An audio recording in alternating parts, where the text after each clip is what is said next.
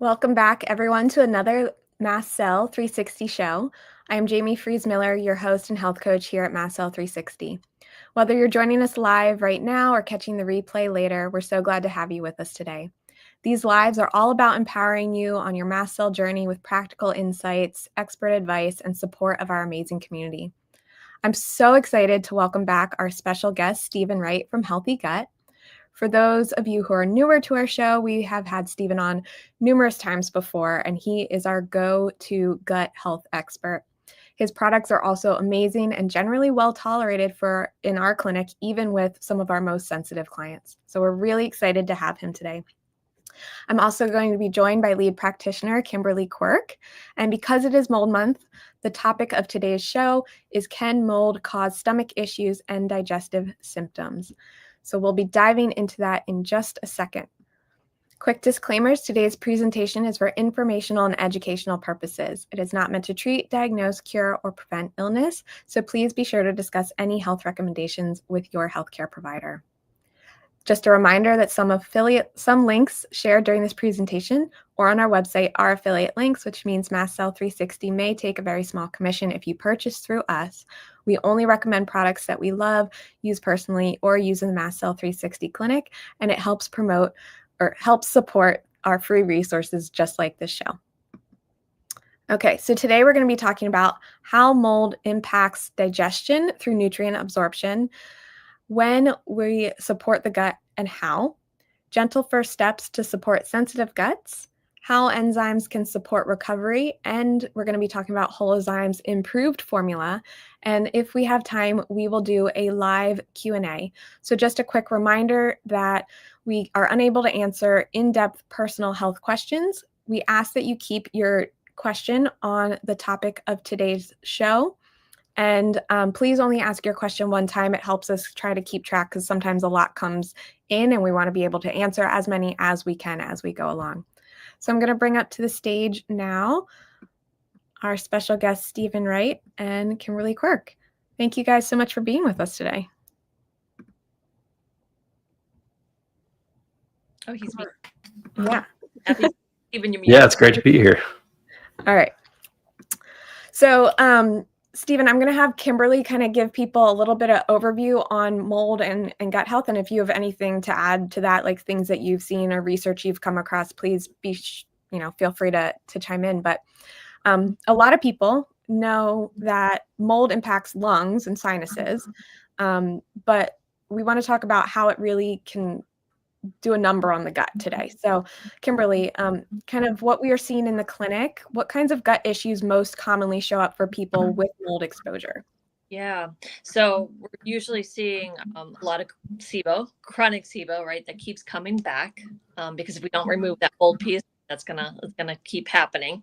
So what can SIBO look like? You know, the bloating, indigestion, periods of like constipation, diarrhea, kind of going off one direction or the other. Indigestion, all kinds of things like that. Yeah. Let's see. So most people have gut issues as like one of the first things that comes up. And we often see a lot of people try to tackle, the gut issues first. But how do these gut issues impact people's ability to absorb nutrients, their ability to detox, and just generally be healthy? So yeah, that's what we see with clients, right? So you have the mold piece, but you then also have so say you are in mold and you've become colonized by mold, say in the sinuses or the gut. That's going to change your whole terrain of everything in your gut, right? So that can be kind of a block to digestion, absorption. Your gut's just not going to function well. And if we don't have those, nutrients to detox, then it becomes hard to detox. So it just complicates. It's just like they add on top of each other, right? Additive, where if we don't have the nutrition to detox, plus we have the mold terrain issue, we're not digesting and absorbing well, it just all adds up. Cumulative, that's the word I'm looking for. the issues build. And that's kind of like people might have a little bit of gut issues, and then all of a sudden they're losing foods and they can't digest them because they're, Right. And so then we have MCAS symptoms. If you become sensitive, right, because of the mold there, and your mast cells are reacting to it, and you have histamine building, and you lose foods, then you're also losing nutrition. So you're not even able to consume it, to digest it, to absorb it, to get it to where it needs to be. So yeah. Stephen, do you have anything to add to kind of how this mold piece attributes to the gut symptoms? We know we're having you on today because once the mold is there causing the gut symptoms, what can we do about that? For sure, we're going to get into it. But do you have anything to add to that? Well, I don't, maybe people already know this, but I think it's a good refresher that the main way that the body's going to get rid of mycotoxins from the mold or the mold itself is it's going to send it to the liver, and the liver is going to package it up with bile. And then it's going to get dumped into the top of your small intestine. And then it has to travel all the way through the gut, all the way through every section of the gut to get to the toilet. And I think that's really important because a lot of the talk out there is more about maybe mobilizing or binding or something like that. That's one of the reasons why binders can be helpful, because what happens is when that bile that's full of mold travels through the gut, there's papers on this going back into the 80s that you're damaging the small intestine villi, the little hair-like projections in your small intestine. And you just mentioned, Kimberly, like SIBO that won't go away. Well, not the whole thing. Like, fire isn't just caused by wood sitting around or like one spark. It's a few factors that create a fire. Well, there's a few factors that create SIBO, and one of the main issues with SIBO is there fuel? Is there extra carbohydrate material in the wrong spot that allows the bugs to have a party? Like every day's Thanksgiving for them. And the main way that happens is if you don't personally uptake that nutrition yourself through proper breakdown and assimilation of the food you're eating. So even if you're eating low histamine, autoimmune paleo, like whatever you're eating, due to the mycotoxins in the bile and everything, you might not be able to break down anything related to the brush border enzymes, which is things like lactase, lactose. It's things, all your sugars, things like this. And so then those travel farther in your gut, which equals bloating, SIBO, SIFO, and you don't get that energy to heal. And so it becomes this really circular, frustrating conundrum where if you focus too much on binders, you still forget that the villi are getting damaged. And you kind of have to do both at the same time, in my opinion. Yeah. Part of our stabilization process is, resolving that constipation, right? Or like getting those detox pathways open so that we can then even onboard those binders. So we do have to work on the gut a little bit in order to be able to even move on to that next step of detoxing. So as we kind of just discussed, when digestion is weak, it really impairs the nutrient absorption. And then if we start losing those foods because we're having trouble digesting them, then we're losing even more nutrients. So Kimberly, what are some of the most common deficiencies and challenges that we see in the clinic, and why does this matter? Yeah, I would say the top one we see is like the fat soluble vitamins, right? Which makes sense because you use bile to break those down. So that's vitamin D, vitamin A, vitamin K, vitamin E. D I see universally across like every client because mold blocks absorption of it and the receptor, but also just the bile piece. You're using a lot of bile to detox, and that bile can get kind of gunky. But yeah, D, A, K, and E, top ones. And then I also see a lot of B vitamins and micronutrient and minerals get real low because the body's using all these things to detox. So it can be a combination of where you get stuck in a corner where you've lost these foods, but you also are at a higher rate of needing them. Yeah. I have a saying that I think I really hope one day the message will get out there, but it's just like an uphill crazy battle. But our culture tends to put like Olympians and champions of any sport on a pedestal, and we're like, oh, what are they taking for their health and their energy and their vitality? What are the cool things?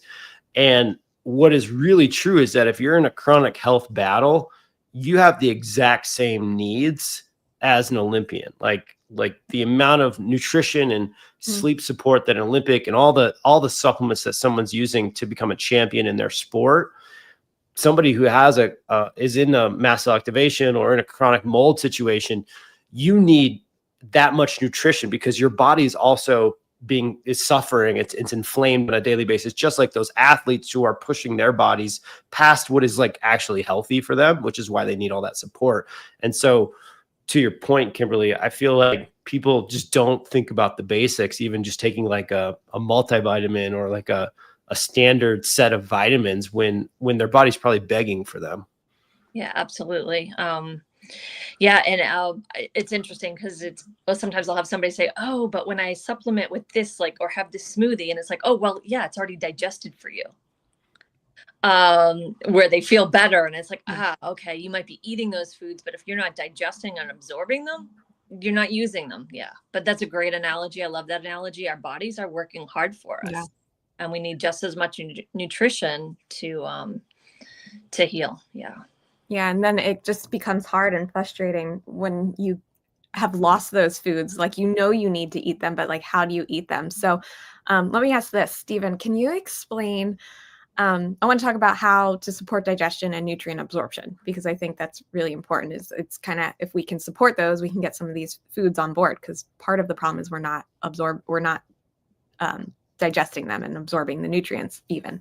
So can you explain a little bit about the role enzymes play in the breakdown of food? Because I think that's where a lot of people get stuck, is they're just not breaking that food down. So, and then it's causing those symptoms.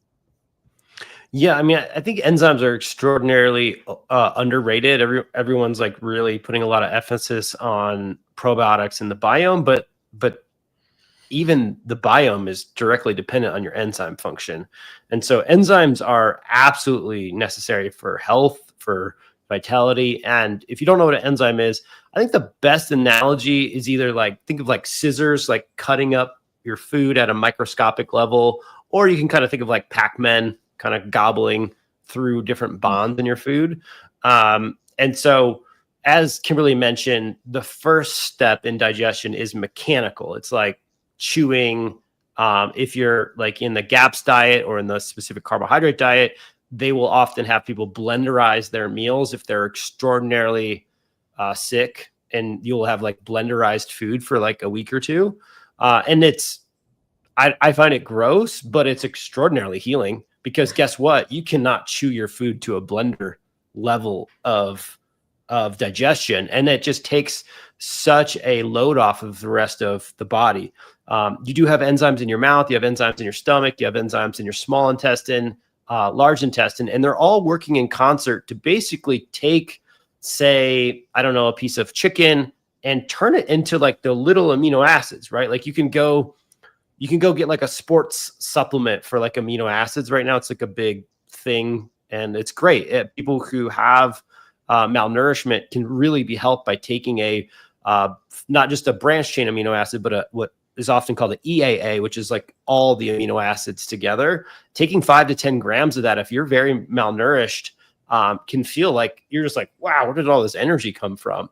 And that's because you're getting what would have happened from the chicken breast through all the mechanical and chemical digestion and enzymatic digestion. You're getting it already broke. That's all been done by a machine for you, or several steps of machinery. And so enzymes are extraordinarily critical to everything. This is where I keep saying food is not medicine. Food is just the first step. Like, you need the gut to turn that food into nourishment. And if we spend all of our time and effort talking about how do we massage our kale and where does it come from, like, that's a great, it's important to learn those things about your food, but you can way over index. And I feel like the culture is way over indexed on the food being so important when we're not talking about, can you even utilize that food? And most people can't, frankly. If you have a gut complaint of any, like Kimberly mentioned all of them, if there's others that weren't mentioned, you probably have an enzyme issue. And it's just because the enzymes are so intertwined in this complex relationship that they're just really kind of easy to disrupt. And then also as you age, they also go down, just like your eyes are getting worse, perimenopause, your ovaries are starting to sputter a little bit with their production. The same thing's happening in your gut. And so this is why you see malnutrition, especially above the age of 65, things like this. It's partially just due to enzymes going away, even if you're still eating, a really healthy, quote unquote, selection of foods or diet. And so I think the cool thing about enzymes is that they're like the miracle that take a chicken breast or a piece of kale and turn it into these awesome phytonutrients and these awesome protein building blocks that we all need, or liberating the fat soluble vitamins. The other cool thing is that the technology's been around for decades. There's a ton of research on enzymes. They are extraordinarily safe. They do not impact your own production of enzymes when you take them in a supplement form. So that's the really good story, is that we have the technology. It doesn't harm you to do it. And the other thing is that if you have these conditions, you probably need some enzymes. Yeah. So I just want to pause real quick because, people may have heard what you just said and be like, oh, I'm malnourished, I need amino acids. So I want to just pause real quick because, just doing things willy-nilly, and it might be hard, right? And especially in our community, sometimes it's really hard to onboard something like a complete amino acid. So if Kimberly wants to speak to that, I want to give space to it because you're doing a lot more testing in this area with our clients, and why it might be helpful to have a practitioner kind of guide you through that. Yeah, I like to test organic acids and amino acids and just see where the blocks are, right? Where are we missing certain things that's not moving people forward? You can see what's going on with those amino acids. Sometimes they are all super low, and that's telling me like they might not be breaking it down. They need some HCl to really break it down, and then they need some pancreatic enzymes too. But I've also seen people where it's elevated, and then it's like, well, oh, what's missing here? Well, it could be the B6, so they can transaminate those amino acids, right? And then use them at the cellular level. So I do like using things like organic acids and amino acids just to see where those shortages are, because we may be able to supplement really specific things short term. And sometimes that is like powder form amino acids somebody needs because they are not digesting it. And it's really going to make a difference in supporting them in their healing. Might not be forever, right? With the amino acids, but the goal is to get them the nutrition they need so they can get on that healing path. Yeah, thank you for just that little anecdote. And I think you said something really important there, Jamie, which is, to me, what you said is sequencing. Like, what is the sequence of the interventions you're going to take for your situation? And I think sequencing is way underappreciated. The reason why someone might not want to run out and buy an amino acid tub right now is A, you might not need it because you didn't do the testing with Kimberly and the team. B, you might not know where to get them, so they're clean, or they have ingredients in there that you might react to, because trust me, amino acids cannot be unflavored. They are terrible. I've tried. You can't do it. And so you could react to those. But also, I find when it comes to sequencing, oftentimes the best interventions that come first are the ones that work on multiple things at once. And so if you just run out and buy amino acids, all you're really doing is supporting low amino acids. But if you run out and focus on digestive enzymes first, you're supporting fat soluble vitamins, water soluble vitamins, protein, carbohydrates, fat, and everything that you've been investing in with your giant Whole Foods bill. You're basically buying insurance on that giant bill that you don't throw 30% of it, 50% in the toilet. And so as far as sequencing goes, oftentimes it's sexy to go buy that one thing. But the truth is, if you can buy something that is a multiplier to something you're already focused on, you're going to get higher reward. Yeah, I think that going back to what you said about like the saying of like, you are what you eat, or food is medicine. And it's like, well, actually it's like you are what you absorb. So let's talk about, why are these enzymes so important in breaking down the food for people dealing with like food intolerances, mold toxicity, or MCAS? Kimberly, Steven, whoever wants to go. Well, I mean, I think we kind of mentioned it, like acid and chewing they take this like literally, like say like a piece of like, I don't know, almond or walnut. Like it's a very hard thing. Like we can't break it down in your fingertips. You need acid and enzymes to turn that into any usable thing. I don't care if you ChatGPT this or you Google like how many fatty acids are in a walnut. Like you're not going to get that. You can't squeeze that out of there unless you go through a enzymatic process to get those nutrients. And I don't think people really appreciate that. That's why I'm always saying, you're always hearing, slow down when you eat, chew it. You need to be in parasympathetic so that you can actually have all the blood and all the nutrients and everything messenger wise to make the proper amount of acid, the proper amount of enzymes. And so if you're someone who is also sympathetic dominant, like I am, or if you just happen to be in a sympathetic time period because you're really stressed about this health condition, you are going to also make less enzymes that day or that time period. And so that's where, having additional enzymes on board. And I think where we're leading to is what you said there, Jamie, is like, enzymes are not universal. Enzymes are specific. They are kind of like a lock and key to certain types of nutrients in food. And so if you happen to be having issues with a certain class of foods, like meaning like FODMAPs or salicylates or carbohydrates in general, like a lot of people who are really struggling with bloating, that's predominantly a carbohydrate related issue, whether it's coming from a starch or coming from a vegetable or coming from a fruit is like, that's kind of important. But the real thing is that's a carbohydrate breakdown issue causing that bloating. And so we need to probably talk a little bit about which enzymes do what and that type of thing. Yeah. You have an amazing enzyme from your company, Healthy Gut, and we use it in the clinic, and it's generally well tolerated by even our sensitive community because you can open capsules and start with those tiny sprinkles so you can onboard it. And you recently updated it as well. So can you talk to us a little bit about, what makes Holozyme, the product that you've created, unique, and why it might be helpful for those with food intolerances and gut problems, whether those are related to mold or not? Yeah. So, I mean, look, enzymes are actually one of the universal things that Western medical professionals and the most woo-woo Eastern medical professionals agree on. Everybody agrees, no enzymes, no good. They have different enzymes they choose, but that is a universal truth among all healthcare providers. And so, what that means is that enzyme technology has been around for a long time, and there's like 1,000 or 10,000 choices out there, which makes it extraordinarily complex for the consumer to know what to use. And in fact, I would say two things happen. Number one, you as a patient, you've already probably been given an enzyme at some point from somebody, and you probably didn't notice much. You probably noticed a little bit of benefit, but not much. And then if you're a provider, you were told about this in whatever school you went to, but when you came out, you put everybody on enzymes, and then you realized only like a few, maybe 2 or 3 people reported that it was helpful. And so you kind of stopped using them, and you're like, well, maybe it's not enzymes, maybe it's probiotics or something.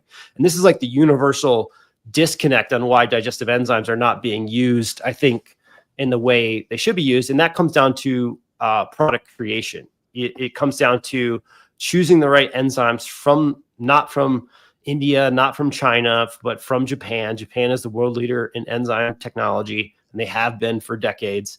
And then we license a patent that basically makes the enzymes more active and more capable under all conditions, which is important because those of us with mold or chronic conditions, like we don't have the optimal digestive environment. It's not optimal down there. It's not going to be optimal for a little while until you get through this healing phase. And so Holozyme is my answer for the fact that I got sick of taking like 3 brands of enzymes at every meal. Like my enzyme bill was $300-400 a month, and I still wasn't able to really rely on them. And I also did this in clinic. Like I put a lot of people on the best brands out there. And universally, I saw what everybody kind of reports is like some people get help and some people don't. And that just frustrates me. I hate when that happens, when everybody agrees you should do this, but then when you implement it, you don't feel it. And so Holozyme is my answer to that. I'm trying to cover as many food intolerances as I can. And we're licensing that patent and those clinical trials to make it the most effective thing possible out there. So I think universally that's our reviews. It's like, I already tried 3 other digestive enzymes and I was about to give up. And then I tried Holozyme and holy cow, it actually works.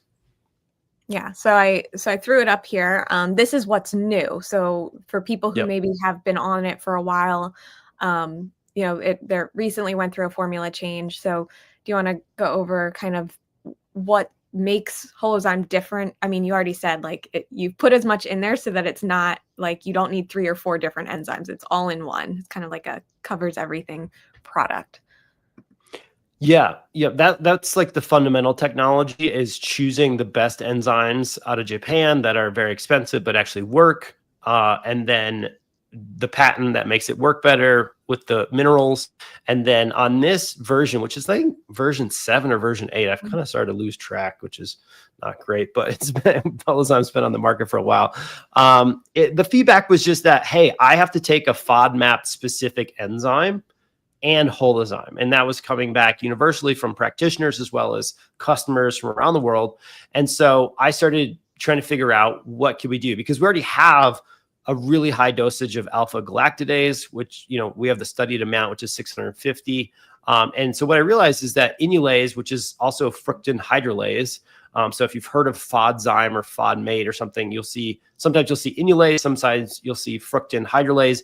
Inulase is the parent of that category. Fructin hydrolase is a child. It's like very specific. So inulase breaks down inulin and other components of fructans, so the F and FODMAPs. Invertase is really overlooked. Its main job is sucrose, which is fructose and glucose combined together. And so a lot of people who are having gas are having a sucrose splitting issue. But the other thing that I find universally in people who are struggling with reintroduction of foods due to, you know, being in a mold situation is they can't get the cruciferous vegetables back in. And everything that they read and everything that they hear is also true, which is that broccoli and cauliflower and Brussels sprouts, these are like extraordinarily supportive vegetables that if you could eat them, it's a really good idea to eat them on a regular basis. And so there's this really, it's a small amount, but it's a potent type of carbohydrate called raffinose that's in these cruciferous vegetables as well as legumes. And inability to break down raffinose has been studied to like definitely cause GI upset. And so invertase is helpful in splitting raffinose down. And then the other thing is I found over and over again that not everybody, but like some people really struggle with some types of starches. Like you'll find that maybe you can do really good with sweet potatoes, but you don't do good with white rice. And that's like, doesn't make a lot of sense on the, at the high level. They're like, white rice is like the simplest, cleanest food out there. Like it's so simple. How come people can't tolerate it? And one of those issues could be their inability to slice the starch chains up effectively. And so we added an amyloglucosidase or glucoamylase, we'll use the easier pronunciation going forward, which is glucoamylase, is able to come in and just chop the ends off. And then that allows amylase and some of the other enzymes to kind of chop it up even further. So it's more specialty support where we keep getting feedback from practitioners as well as customers that like, hey, it's so close, but this other product helps me a little bit more. And then I just go research that other product and try to add in whatever we can to make it better. Yeah. Yeah. So my question is like, did it work for you guys? Did the upgrade do anything? We have a very wide range of like constitutions of supplement sensitivity on our team, from very, very sensitive to robust. And our 2 most sensitive staff members were able to onboard it. So, okay. Yeah. But that's like a really great point, is because like our community is so all over the place. MCAS affects everyone so differently. We like to leave people with kind of like practical solutions and next steps and what can you try and what should you do. And, so let me ask this, your team, Stephen, is great. I'm going to just sidetrack real quick. If you're interested in trying Holozyme, the link on the bottom of this slide, mastcell360.com/store-healthygut, takes you to Mast Cell 360's store. I'm going to throw up right here. You can go to Stephen's website, just healthygut.com, and they have a great deal for first-time buyers. Your first purchase, if you've never purchased through Healthy Gut before, you can get 15% off. So I did want to direct people there too. So you have multiple places you can purchase. Our affiliate link, which gets you that 15% off your first purchase, is mastcell360.com/Holozyme. So that's actually wrong. It's mastcell360.com/Holozyme. We can drop that in the comments. But yeah, if you've never purchased from Healthy Gut before, you'll get 15% off that first purchase. So we want to make sure that you guys get a little bit of support there. And Stephen's team is great at answering specific questions on recommended amounts and things like that, or how you slowly onboard. So I want to leave you with kind of that. Let's go into, for someone who's very sensitive, struggling with bloating, poor digestion, or fear of reaction, we see that a lot too. What are some gentle first steps to support the gut while addressing mold illness? So Kimberly or Stephen, go ahead and let's give the people some practical first steps. Yeah, go for it, Kimberly.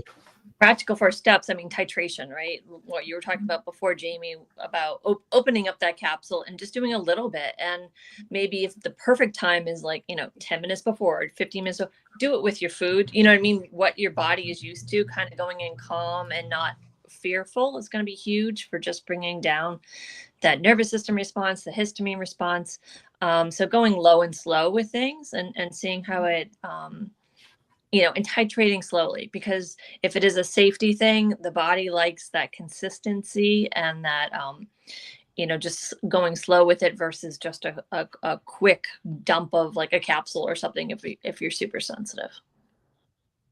Yeah, and I just want to double click on what you said there, Kimberly, about whether it's Holozyme or it's any product you try. A big problem in the super sensitive crowd is it comes from a place of wisdom, which is that you've probably tried a bunch of products that have gone poorly for you, and they've maybe chained you to the toilet all day or caused tachycardia or something. Like I don't know. I've been there. I've made a lot of mistakes in introduction as well. It's a fun science experience being inside of one of these bodies.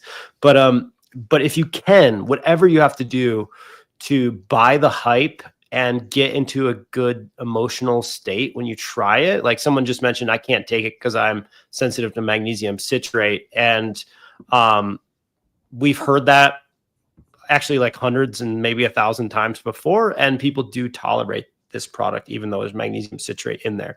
And I know that's like, I'm literally telling you, don't listen to your wisdom about what you've learned. And you got to weigh that however you want to weigh that. But I am telling you that we specialize in sensitive people. I'm a sensitive person, and we get this complaint often, and it's not universally acceptable. But I would say for most people, 80 to 90% of those folks, they can tolerate the product if they go low and slow and they follow, the recommendations of the MC360 sort of model. And they also just have an expectation of this is going to help me. Yeah. And I will add that it's also about amounts. So if you were someone who was taking mag citrate alone as a supplement, that's probably going to be a larger amount than the little bit that's found as an activator in Holozyme. Yes. Yeah. And that activator is what makes your product different too. Like some of the products on the market don't have those cofactors that are kind of turning those enzymes on, correct? Correct. Yeah. If there was a different magnesium form that activated the enzymes better, we would use it because of this complaint. But the citrate form donates the proper ions and has the proper polarity to turn on the enzymes the best. And that's just how it works best. Yeah. He's done his research, guys. Like he's deep dived into this. Trying to make you should have heard back in the day when Beth gave me the many hours of rapid fire questions before she would even test it. Sure. Okay, so you kind of said this. I just want to go into a little deeper into it. So, a lot of people, with longstanding food intolerances, feel like they've tried everything. You just said that. So, and sometimes it backfires on them. So then it creates that fear of trying again or taking that next step forward. So how do people know when to implement some of the basics for digestion? And so this may be more of a Kimberly question, but also Stephen. When do we, support the gut in the healing protocols in the clinics? I mean, we always start with elimination first, right? If you're not eliminating, nothing above that is functioning great, right? It slows everything down. So we definitely, in the beginning, are definitely talking about elimination, and what normal elimination looks like is a huge discussion. We talk about it all the time. It should be daily. It should be, does it float? Is it everything digested? What's the color of it? It just can tell you so much about that. So I think it's really important to look at that elimination piece. But beyond that, it's kind of looking at what's happening when we're eating, and is it a histamine response? What kind of responses are we having? But and then how can we support, right? Support digestion. For a lot of people, it is adding a little bit of HCl or a little bit of enzymes, and maybe it's staying at a low dose for a while, because don't see it as a failure if you've only got a little bit of something on. Mm-hmm. Though I should HCl, you got to be it's an acid, so you don't want to take it separate from the capsule. I have had some clients who put it in another capsule at a lower dose, but they chose to do that. Yeah, and my whole theory has always been I'm mildly lazy and I want the best bang for my buck. And so if I can figure out a way to make a multiplier in my healing protocol, that's what I want to start with first. I don't want to start with single mechanism supplements or drugs or ingredients, because if I'm wrong, which I'm often wrong, then I don't get any benefit and I might just get downside. So I like using products that have multiple pathways of making me healthier, multiple mechanisms of affecting whatever I want. And the truth is that everything we eat and drink goes through the gut. And that's just the truth. And it doesn't matter if you're already well into your low histamine journey with your diet changes and elimination diets, or you're like, what is gluten? I've never heard of this before. Like if you're just starting or you're really deep, everything you do that allows your gut to process toxins better, assimilate nutrients and break down foods better, like everything that happens right there, and all the feedback signals that go into your immune system that create oral tolerance, that create inflammation, anything you do there is going to make everything else better. So like in my world, there's almost no wasted money or wasted effort if you're testing gut support products, because they're going to maximize everything else you're doing, whether it's healthy gut stuff or somebody else's stuff, because it's such a leverage point that can get you to less pain so much quicker, that then you can start to attack, say, maybe you have a specific hormone issue or specific brain thing you want to work on. Maybe you finally get your lab tests back and you're like, oh shoot, I'm low in amino acids, or I have this pathogen that I have to kill.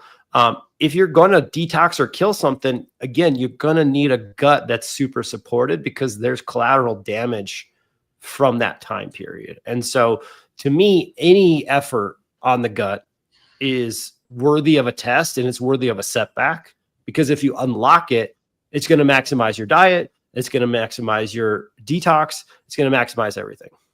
Yeah. I recently heard a figure that when you reach 50, you have half the enzymes you did at 18. I don't know how. I'd love to see that study. But God, I'm not sure where I heard that, but it was recently heard that, and I'm like, makes sense. And then if you add mold or anything else on top of that, just like think about how much reduction of nutrition that you're getting from your food.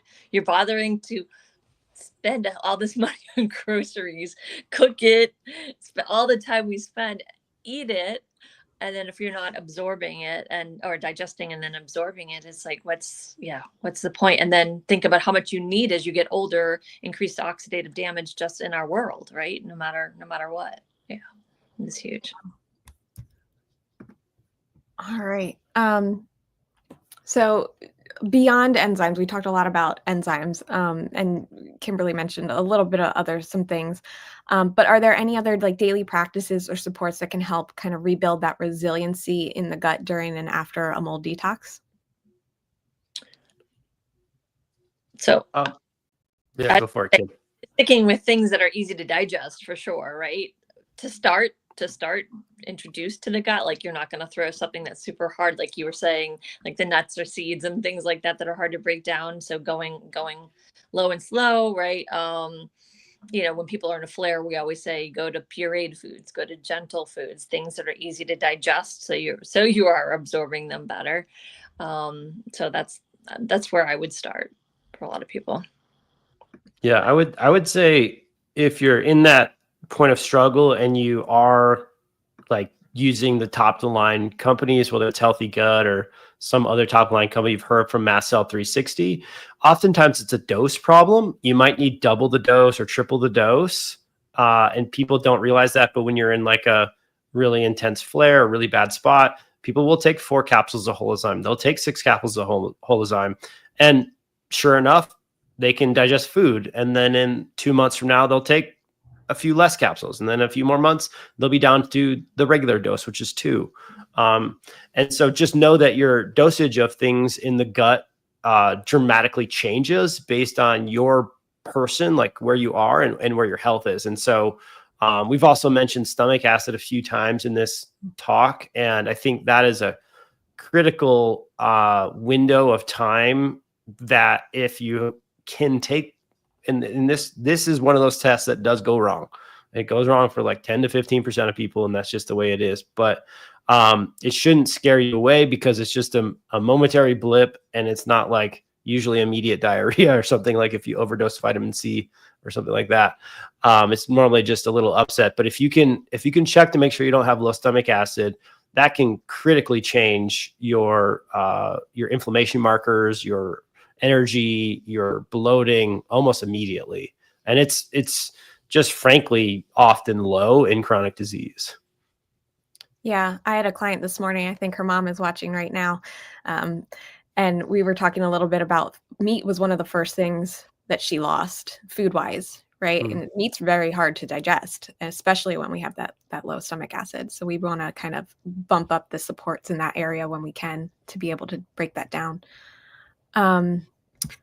Okay, let's go into some questions. Just a quick reminder, please only ask your question one time. Keep it on the topic of mold and gut health. And please understand that we're unable to answer in-depth personal health questions. So if you did ask, we will do our best to answer in a more general perspective. All right, first one came in. Natalie is wondering, how does leptin play a role in mycotoxins and gut health? I mean, that's you're starting to get into, this is a hormonal question. But it's related to digestion too, right? Because it's right. So let me see. I'm trying to see the question. I'm sorry. I'm looking at it on my camera. How does leptin play a role in mycotoxin and gut health? So leptin is one of several hormones, right, that regulate hunger. And you're starting to get into blood sugar and cortisol kinds of things. Do you want to take that one, Stephen, just to try to relate it to gut health? Sure. I mean, it's a really kind of esoteric question, frankly, in this topic. I've actually never seen it before in 16 years of doing this, which is kind of a rarity these days. So I'm not currently like up on the latest leptin science, but leptin's one of the gut-related hormones that is related to satiety and obesity, and disrupted leptin, which can happen due to circadian rhythm or gut inflammation or like 100 different problems, can cause disrupted leptin, is typically associated with not feeling full, overeating on accident, gaining weight slowly over time or quickly, depending on what happens. And so you want to be leptin sensitive. That's going to equal probably the body that you want to look like. It's going to be healthier. And anything that disrupts the gut is going to disrupt leptin signaling. So mycotoxins we talked about dumping into the top of the small intestine are going to cause inflammation and damage all the way down. That damage that accumulates day over day with mycotoxins is going to throw leptin out of balance. So if you are struggling with mycotoxins and mold and you're gaining weight, one thing that could be happening is you might be overeating without even realizing it because you're not getting the satiety signal from the leptin cascade, because it's actually it's not just leptin, there's a whole bunch of hormones there. But and so if that's you, one thing you could do is do like some measuring and weighing of your food for a week and just track your calories and your nutrition, just to make sure you're not accidentally eating 3,000 calories when you thought you were eating 2,000, which is it's common. It's also common to undereat. It's also common to, if you're losing weight, to be like, why am I losing weight? I went on this low histamine diet or this gluten-free diet and I'm losing weight. And it's really common to feel full too early on these diets. And that's where something like Holozyme and HCl guard or stomach acid can be helpful. But also sometimes people just have to learn, hey, you got to stretch your stomach out. You're going to have to eat the full chicken breast. You can't just be eating half a chicken breast every day. Yeah. And leptin can be too low or too high, right? Yep. I dealt with it too high. It was very much tied more to insulin resistance as well. And that was very much tied to high cortisol for me, which was very much tied to the mold piece, and the medicines that I took for a while to manage the symptoms I was having, like anaphylaxis. That just made all the receptors not working right, and the gut was off. I also do think it can be tied to gut motility, right? And the motility piece, which I think is huge. Motility becomes an issue, too fast or too slow, and absorption, right? Yeah. Yep. And Stephen mentioned the circadian rhythm piece. Like, some of these hormones are set by how we interact with our environments, and we've become very disconnected from our natural environment, how we biologically evolve. So a lot of these hormone disruptions, I feel like, are just the body's adaptation of not being in an environment that it recognizes too. So finding the right support to manage that if you're dealing with that. Okay, let's try to get through some more. Okay, Chrissy is saying, if you have chronic diarrhea going on 10 times a day, can you still be absorbing nutrients from your food and supplements, or do you have to have formed stool to be absorbing nutrients? I would think you wouldn't be absorbing really well, right? It's going through way too fast. The transit speed's way too fast. That I would definitely look at that. Like, your body might be detoxing something or something really dysbiosis going on that is just kind of dumping. And I know, Stephen, you've had more of this symptom going on for you. I don't know if you want to add something there as well. It's the truth is, yes, you're likely not absorbing most of your food, most of your nutrition. And if this continues, you will start to lose weight. You will start to see other random weird stuff happen, like your nails will start breaking, you'll get skin issues, your eyes will stop working as well. You'll need glasses in a year, your tooth enamel will wear out. Like all these weird things that start to show up if you're malabsorbing nutrients and you don't really account for that. Beyond the weight loss. And so you mentioned motility. The diarrhea and constipation are motility disorders. They're just presenting in the opposite spectrums. And so in diarrhea, your body's literally flushing 10 times a day. It's flushing everything inside of it out because that's how it's trying to deal with whatever's happening inside of it right now. And so I would say the number one thing you'd want to focus on is that diarrhea and stopping that, getting that down to less and less, and getting it more and more formed. That would be my number one priority for you if you were a client of mine. Not that I take clients, but anytime I hear this, I'm like, yeah, this is not something you want to live with for weeks and weeks and years or months and months, because it can become life-threatening, frankly. Yeah, I would think the minerals would be super, super low too. Just really some big imbalances can be happening there. So yeah, I agree. That would be top issue. Yeah, and Stephen, you have a product called Tributerin X that we have seen and use clinically. So I'll have Zach put that in the comments to a blog post on postbiotics. so that you can kind of learn about that a little bit more, Chrissy, so we can get to some other questions today. So Natalie had asked what types of enzymes and the brand. So obviously we had talked about Holozyme, and I shared a slide about what was new, but I also just want to reiterate that, this, you can kind of look at this one and see this is the most comprehensive one that we know of on the market. And then you can kind of explore, is this one right for you? Or do you need to find another one or discuss with your practitioner the right one for you? But this is the one that we currently use in the clinic and recommend. Okay. Let's see. If you're 100% sure that you were exposed to black mold for several years, can you just start to treat without the test? So Kimberly, thoughts on this one? So treating, so it's like question, how are you treating, right? I mean, obviously you can get out of mold, right? If you know you're in it, like kind of get out of it, or like whether it's like treating the house, right? Remove it from your environment is huge. Yeah, absolutely. You can do some things like some basic binders and things like that. But what the mistake I see is sometimes people will go to a functional doctor who doesn't get isn't very mold trained or is basic mold trained. And so they'll go and they'll be like, oh yeah, there's mold and you were mold exposed. We'll go binders. We'll do 6 months of binders and you'll be good. And what I see there is there's no follow-up testing. And I think that follow-up testing every 6 months once you're on binders is important. And I do think the biofilm piece is really important. Otherwise, that can kind of come back and bite you, like colonization and the biofilm piece. So could you start? You absolutely could start, depending on what you tolerate, right? So it depends on who you are. If you're someone who could tolerate a binder and could tolerate sweating, great, start that. But I would suggest doing a baseline test and then testing every 6 months just to make sure you cleared it. So it's not a problem in the future.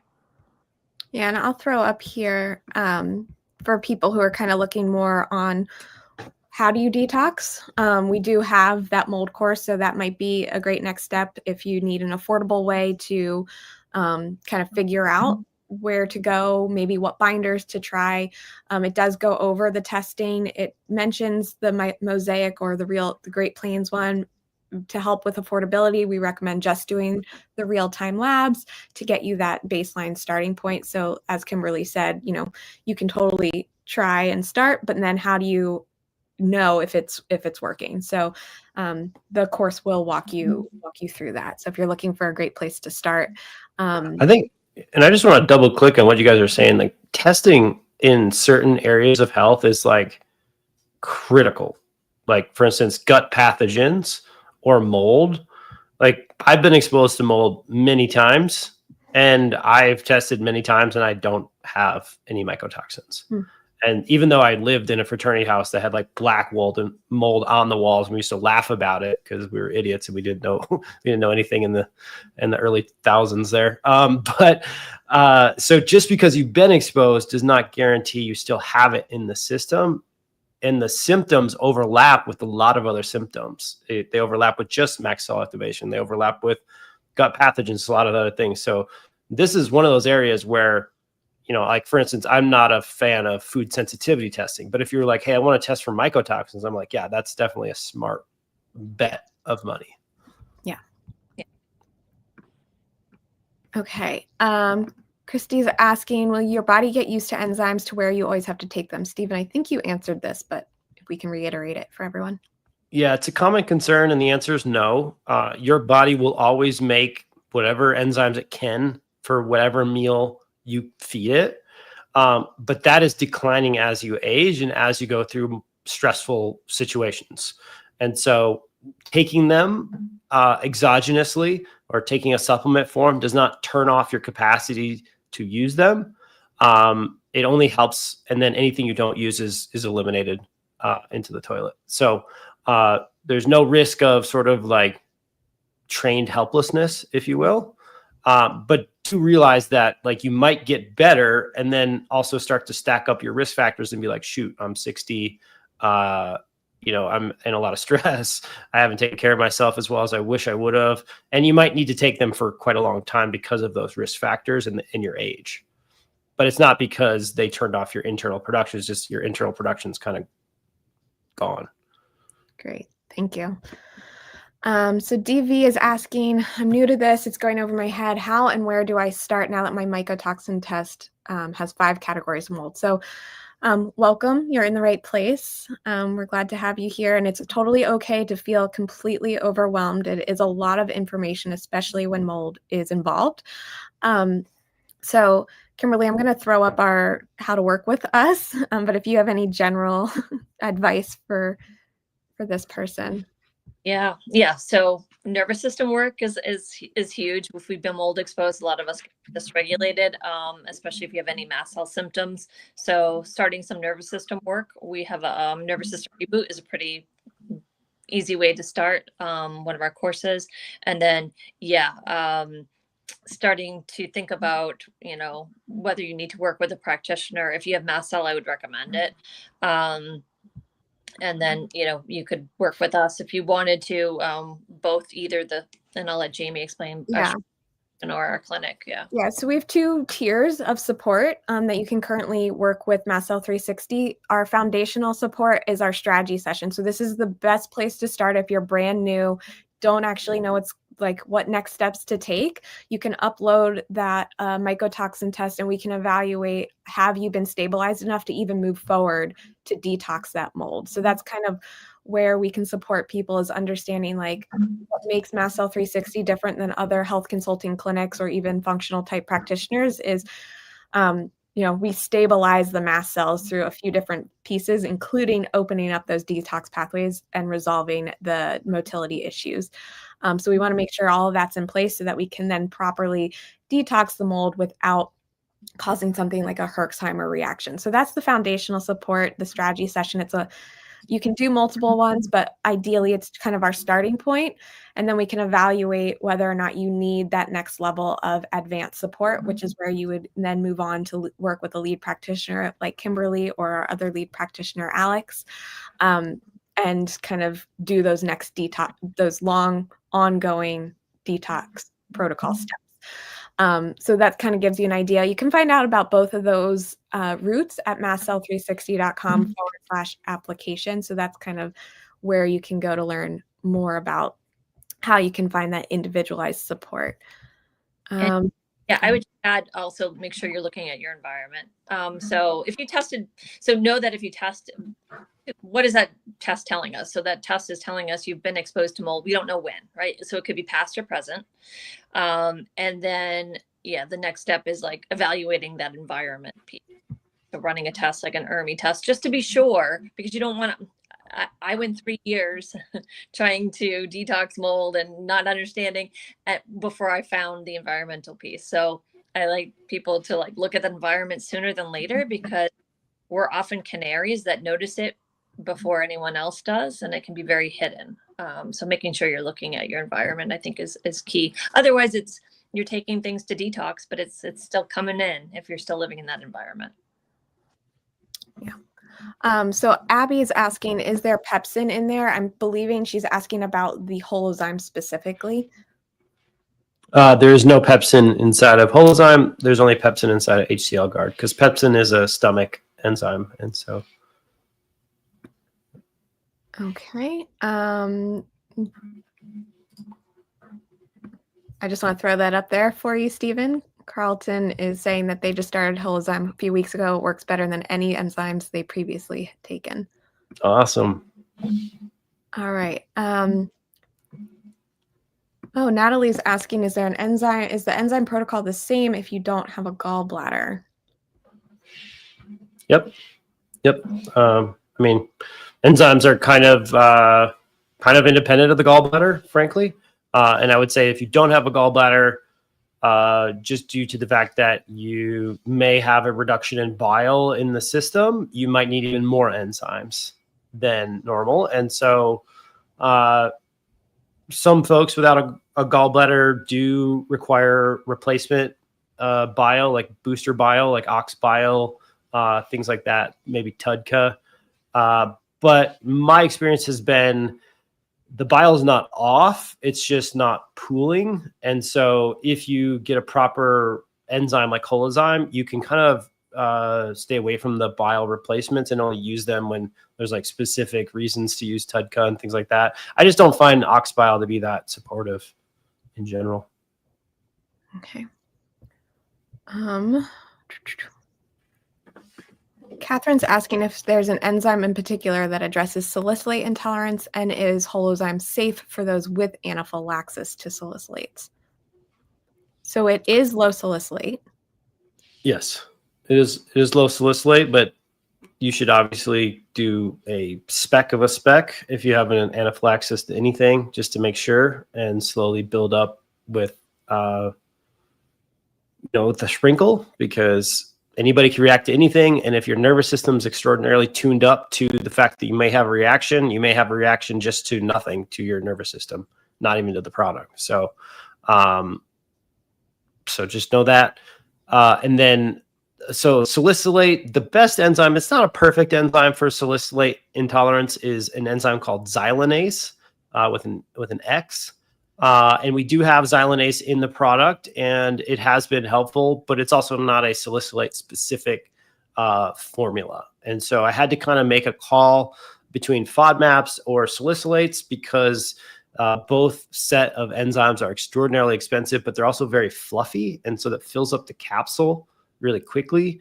And I think the truth is just that like FODMAPs are kind of actually a universal intolerance in gut problems. Like we legitimately, like all of us have like a threshold of which if we're exposed to FODMAPs, we will have digestive upset.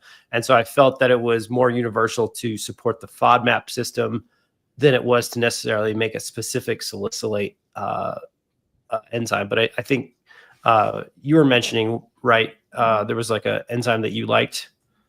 Yeah, I like intolerance complex for the xylanase. But I also have clients who are on both, right? So the Holozyme and the complex, just to get just more enzymes and break down everything really well. But yeah, intolerance complex is a good starter one with the salicylate sensitivity. Yeah. Stephen, I want to ask how you and Kimberly are on time, because we are at the hour. We have a few more questions if we can get them. I'm good. Yeah, I'm good. Okay. Sherry's asking how you can tell if you have low stomach acid. So I think you briefly alluded to a test, and then Kimberly talked about how we don't typically open the HCl guard caps. So how would somebody might go about doing this to find out? So you can do tests. There are stomach acid tests. One of them is the Heidelberg test. There's also something called a GI pill capsule test.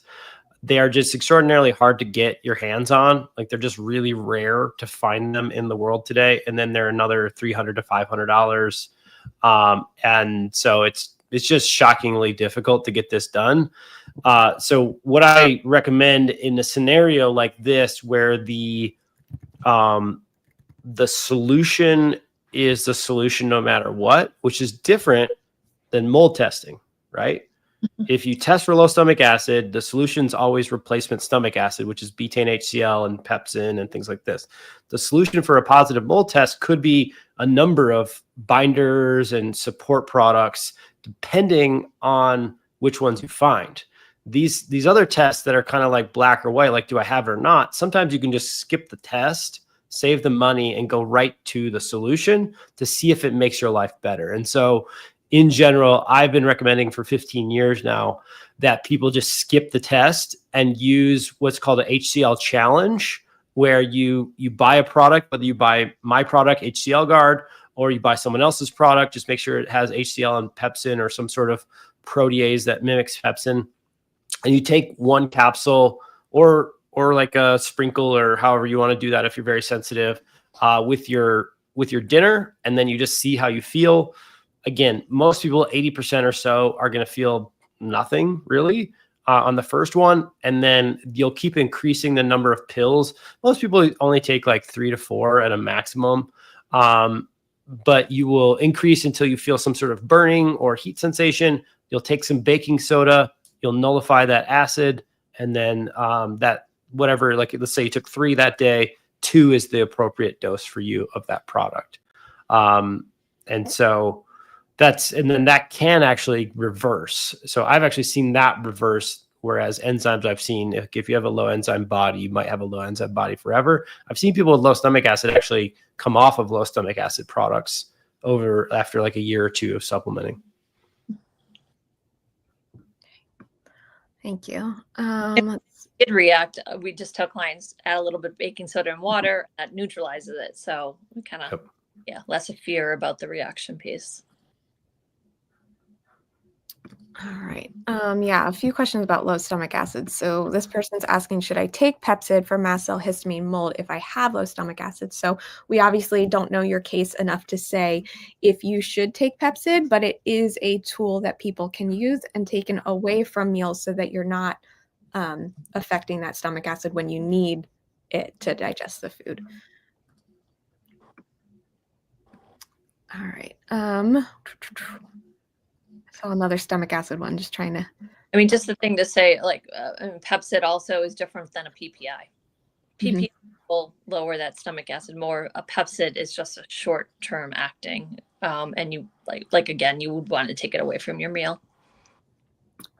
So Cheryl's saying, I have acid reflux, which enzyme should I take? So I think this is kind of a two-part question, because the question is, what is causing that acid reflux? Sometimes it can actually be low stomach acid.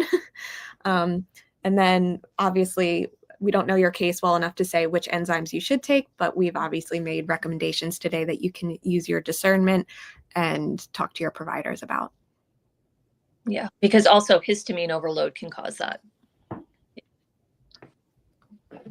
This is a good question just in general. What are signs that your digestive enzyme is working and helping? So yeah, Holozyme does help for if you're having some sort of reflux. It's like not going to be the solution in complete probably, but it's an enzyme that's quote unquote safe. If there is a rare number of people, like less than 1% of folks, who have a burning reaction to enzymes in general. And that is a ulcer, usually. That is a strong indication that you should go get an endoscopy and find out if you have an active ulcer, or work with your provider. So if you ever do have a reaction to an enzyme product that's like heat or burning, that's actually one of those reactions where I consider that a good specific reaction that tells you about your body and what's happening. So if you do have a reaction of that type, that's usually what it is. The signs that your digestive enzyme is working and helping would be whatever complaint you have. Let's say you're seeing your food in your stools. Let's say you're having diarrhea 10 times a day. You would want to be seeing less food in your stools or no food in your stools. You'd want to be going down in your diarrhea episodes. You'd want to be having more formed stools. If you look at the Bristol stool chart, we want to be somewhere between like a 3 and a 5 for being like perfect, but perfect is not often real in this world. So somewhere between 3 and 5, 3.5 to 4.5 is like the range. So you want to be having those things. So if you're constipated, you'd want to be having less constipative episodes or more spontaneous bowel movements. You want to have less bloating, more food tolerance, less reflux, like whatever your complaint is, you're hoping that that's getting better. Some people don't have these complaints. And for those folks, you'd be looking more longer term, like how is your energy, your mood, how's your hair, skin, and nails? Because hair, skin, and nails is often correlated to, or often linked by influencers on the internet to your thyroid is broken or something. And that is part of the condition, but also a lot of times it can just be due to malnourishment and not having enough raw building blocks to make hair, skin, and nails, because that comes last. The body's going to prioritize your heart and your brain and everything else before that. And so if you don't have a specific GI complaint, but you do have, say, MCAS or mold or something, and you're like, this sounds like a good insurance policy. I'm putting this much time and effort into my healing. Let me try this for a month or two. I would be paying attention to those peripheral things: mood, energy, hair, skin, nails, that type of thing. Okay. Sue is asking, how do you test for mold exposure as a blood test? So we recommend using the real-time lab test, and we can throw a blog post into the the link and the link to order the test. You don't need a practitioner for it. It's actually a urinary test that you can do at home. So the real-time lab mycotoxin urinary test is the one that we recommend. Tobias is asking, I had mycotoxin at Mosaic Diagnostics and found none, only Aspergillus. How should I handle this and what should I do with it? So typically, that's why we're recommending the real-time lab test. Mosaic is not as reliable anymore. So Tobias, if you have the ability to do the real-time lab test, that would be the one that we recommend. Again, we'll throw a link in to the comments as well as a blog post on testing and detoxing for you guys. Only Aspergillus, that's positive. That's a positive mold test. Yeah. Yeah. But I would recommend doing the real-time lab as well, just to full spectrums. And I'll tell you, some of those molds didn't even, back when it was Great Plains, did not show up on that test that showed up on the real time. And I had it at the same time.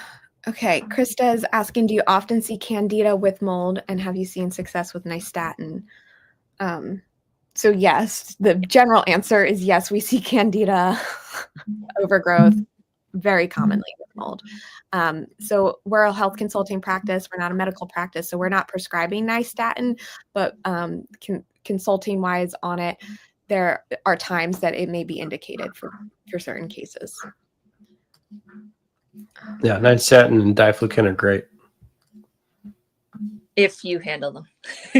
Right. If you handle the upstream problem, right? Assuming, yeah. Yeah, or Totally. if it doesn't cause like too much die-off immediately, like if you're not stabilized enough before you add it in, it can cause that Herxheimer, which we're trying to avoid with our clients because they're already so sensitive. Yeah, Makes sense. Okay, and we do have a blog post on Candida, Krista, so hopefully someone can throw that into the comments for you as well. Fungus likes fungus, right? Yeah.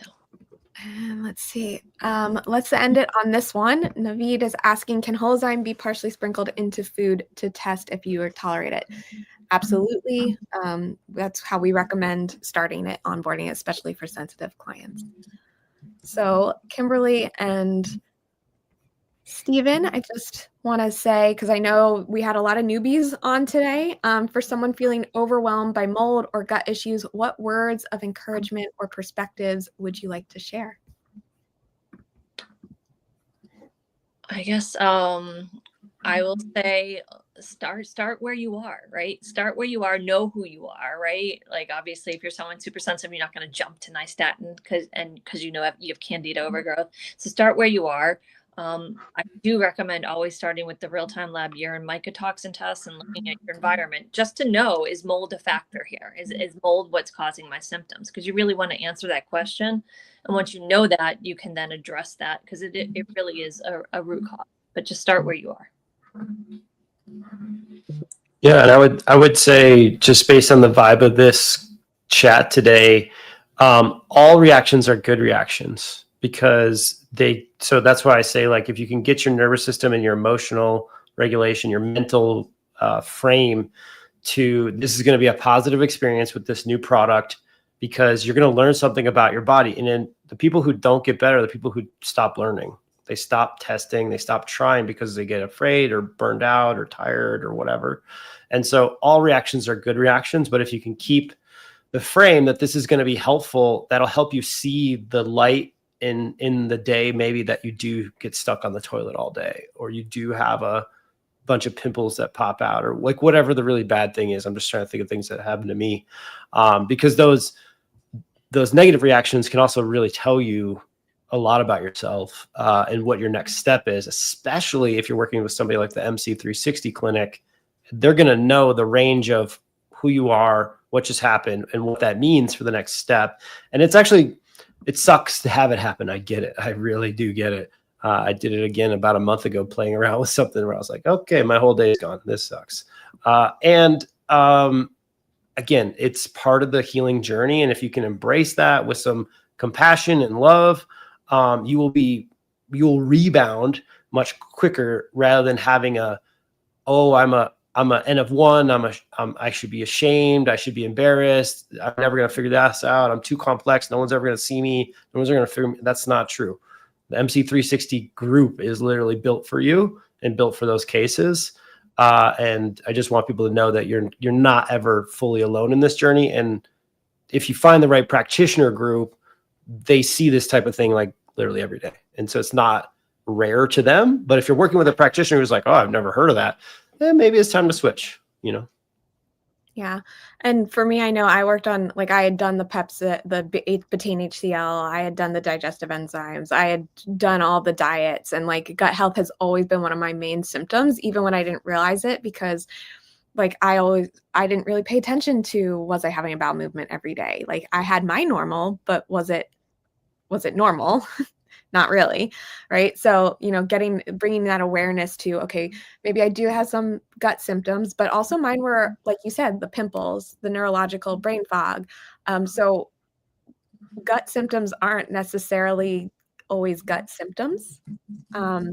So first, bringing that awareness to it. And also, just if you are new to this or you've been dealing with gut symptoms for a while and you haven't looked at mold, that's going to be my takeaway today. Because for me, like I just said, I had done all the things. I tried all the diets, and it wasn't till I was like, oh, mold. I had that mold exposure in college. That's probably what's keeping me from just really taking that next step to fully feeling like in that thrive instead of survive. So free resource for those who are kind of like, what is my next step? If you're curious about whether or not mold is a hidden trigger for your MCAS or whatever symptoms you're experiencing, if you don't have a known MCAS diagnosis, we have a free quiz to determine how likely it is that you may have mold toxicity.